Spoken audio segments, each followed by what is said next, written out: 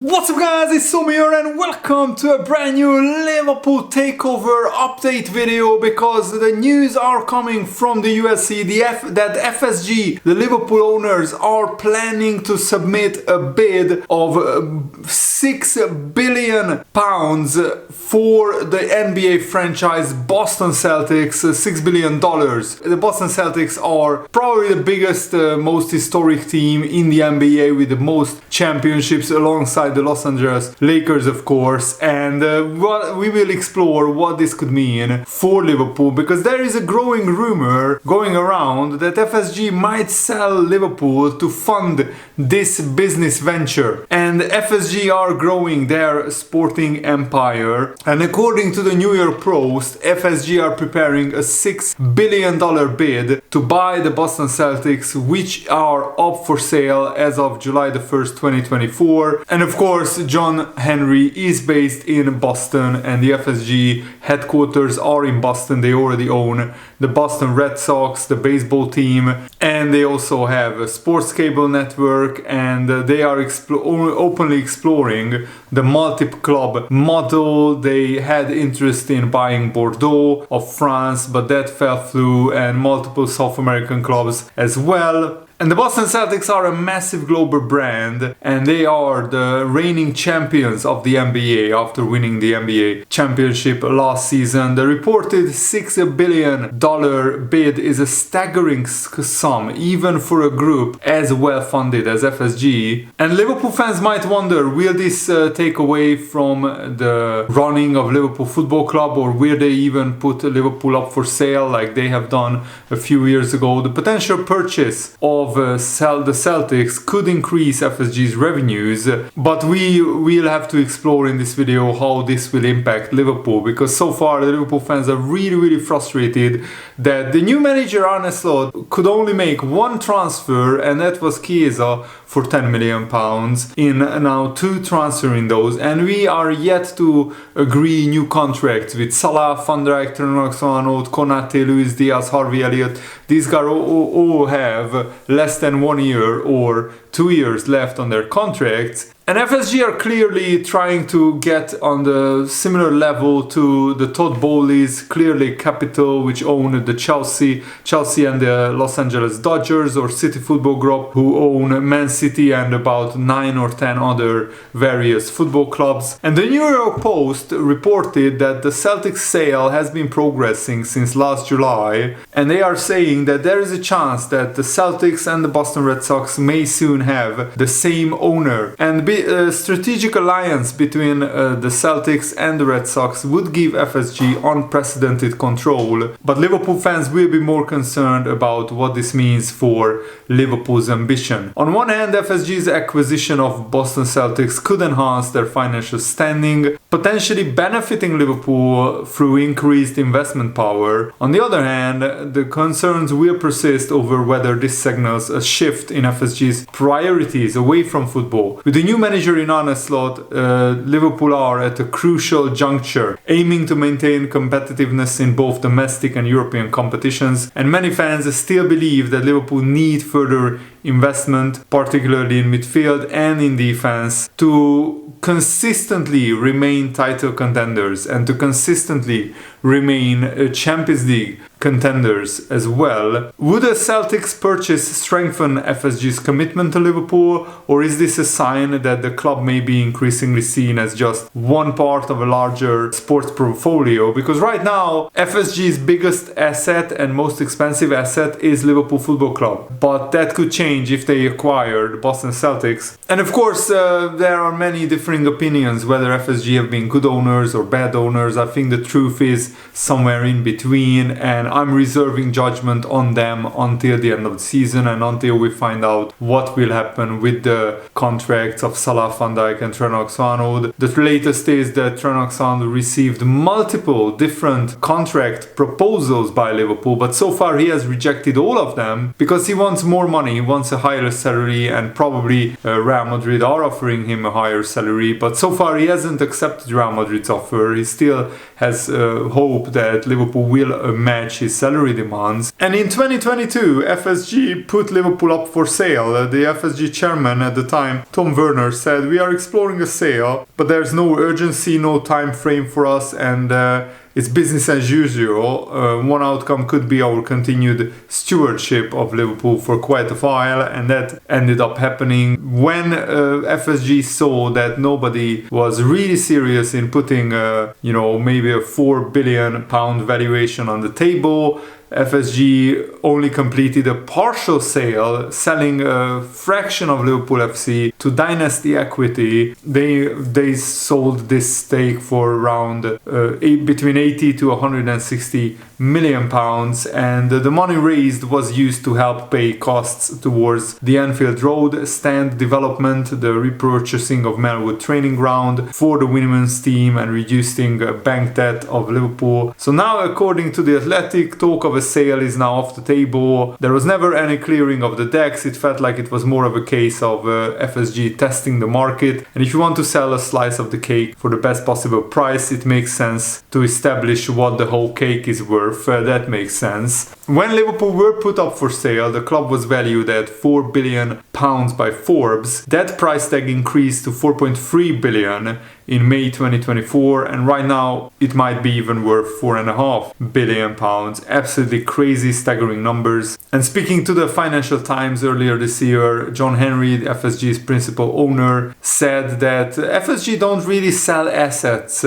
My wife and I live and work in Boston. We are committed to the city, to the region. So the the Red Sox are not going to come up for sale. We generally don't sell assets, but that could change if they are serious about buying the Boston Celtics, because FSG don't have $6 billion sitting around in their bank account. But some other news outlets in USA are claiming that FSG won't be involved in the bidding war for Boston Celtics because LeBron James has other NBA ownership ambitions. LeBron James, a four-time MVP and NBA's all-time leading scorer, expressed that he's keen on one day bringing an NBA team to Las Vegas. It's the best fan base in the world, James said, following a Los Angeles Lakers preseason game in Vegas. "I would love to bring a team here at some point. I know Adam Silver, the NBA commissioner, is in Abu Dhabi, I believe, right now, but he probably sees every single interview and transcript that comes through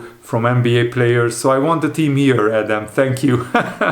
Wow, that is brilliant. So James, who is now 40 years old and he's still going strong, playing well in the NBA, it's clear that until he retires, he cannot own a team in the league, but that retirement will probably come in the next 3 years. So maybe FSG will join ventures with LeBron James in acquiring a team in Las Vegas as well. And listen to this, the current owners of the Boston Celtics, the Wyc Grousbeck family, they bought the Boston Celtics franchise for just $360 million, and now they are set to sell it for $6 billion, which is a 12-fold increase. I mean, there has been inflation since 2002, but not by that much, so they are making a massive profit. But another American newspaper is saying that this potential acquisition of the Boston Celtics wouldn't sit well with Boston fans, who aren't too pleased with Henry tightening the purse strings with the Red Sox over the last several years. The Celtics are going to be an expensive purchase and an expensive team to maintain, with a payroll and luxury tax bill that is expected to exceed $500 million. So it's easy to understand why Boston fans wouldn't trust John W. Henry to foot such a massive bill. And the Boston Celtics stars Jason Tatum and Jaylen Brown are signed for the foreseeable future, and core players like White, Porzingis, Holiday. But the fear is a new owner like Henry will come in and look to trade off some talent to help reset the books. Red Sox fans saw that play out with Mookie Betts in 2020, and news of a potential Henry ownership of Celtics fans fearing a similar scene playing out at the Boston Celtics. And it's all too familiar because Liverpool fans also know what a financially tightly run ship FSG are operating at Liverpool, as as well. But the Liverpool fans said, I would not be surprised if Liverpool have a new owner at the end of this year, and $6 billion is a lot of money, a huge amount of money. Then FSG surely don't have that spare money chilling somewhere. Plus the NBA is much better business than Liverpool, which is interesting because the NBA is just a market mostly in the USA, but with a global appeal, of course. It doesn't have as much viewership as football has around the world, but still the NBA has large amount of games, lots of commercial breaks, and small rosters to make it a cash cow. The TV deals are huge, tickets are very expensive. Because of the TV deal, you have a locked income that every NBA team gets, no matter how they perform. The New York Knicks owner said 10 years ago that he could have empty stadiums in every game and still make tons of money just from the TV deal. And the NBA literally just signed a new TV rights deal that lasts until 2036. So another 11 years for $76 billion. That's $6.9 billion a year guaranteed, distributed among the NBA teams. The previous deal was worth $24 billion for 9 years, which is $2.7 billion a year. So that's more than double of the previous TV deal. That is absolutely massive, huge amount of money. And of course, most Liverpool fans don't want Liverpool to be sold to Elon Musk, who just did a Nazi salute, or to any Saudi or Middle Eastern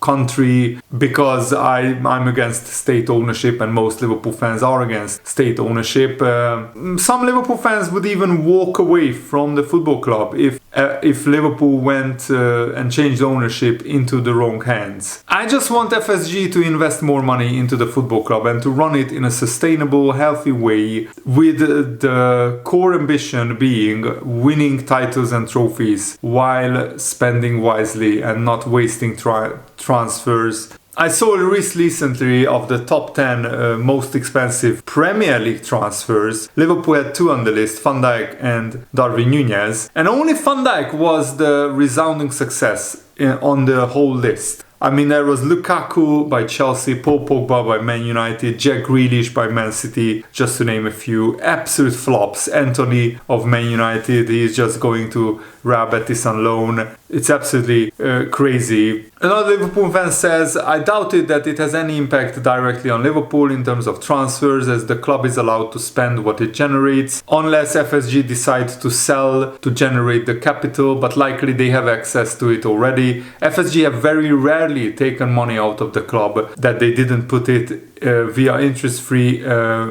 company loans. And, FSG already increased the club's value more than tenfold since they bought Liverpool for £300 million.